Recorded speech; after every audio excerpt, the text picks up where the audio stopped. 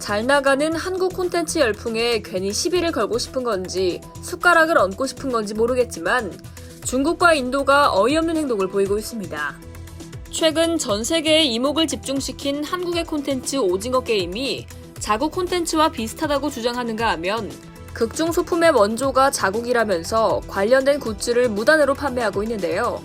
지난 4일 인도 매체 인디안 익스프레스는 오징어 게임이 지난 2009년 개봉한 인도 영화 럭과 줄거리가 비슷하다고 보도했습니다. 두 작품의 플롯이 유사하다며 차이점이 거의 없다는 건데요. 그러면서 오징어 게임의 흥행 비결이 럭보다 예산을 더 많이 들였기 때문이라는 네티즌의 반응을 그대로 옮겼습니다. 나아가 발리우드가 먼저 오징어 게임을 했다.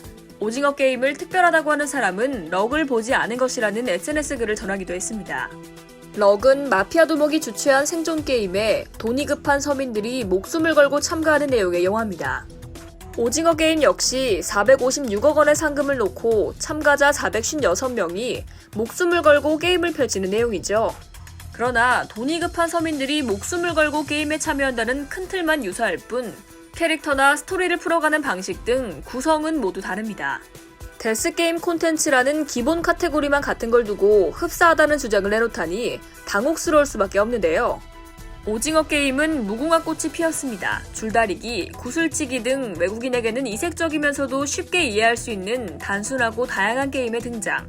한국 드라마 특유의 약자에 대한 배려가 드러나는 휴머니즘, 감정이입을 높이는 현실감 등이 흥행 요소로 작용했다는 분석이 나오고 있죠.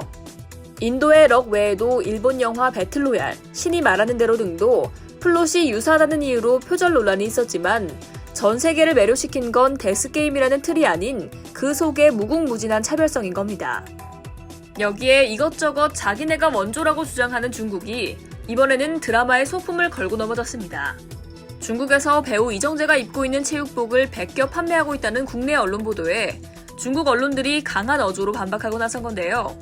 중국 유명 배우가 오징어 게임보다 훨씬 먼저 입고 나왔는데 한국이 근거 없이 중국에 시비를 걸고 있다고 역으로 비난하고 있습니다.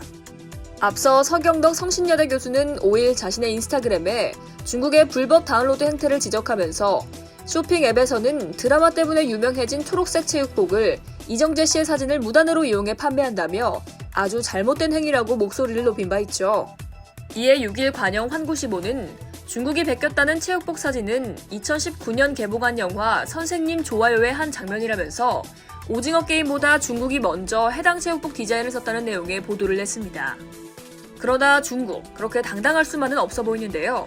중국 타오바오 등 쇼핑 앱에서는 달고나, 가면, 옷 등 오징어 게임 관련 상품의 판매가 계속되고 있기 때문입니다. 맘대로 쇼핑 앱에서 허가받지 않은 굿즈를 제작해 불법 판매하는 거죠.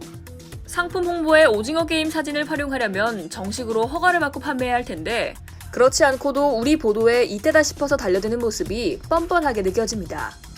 이상 열도TV였습니다.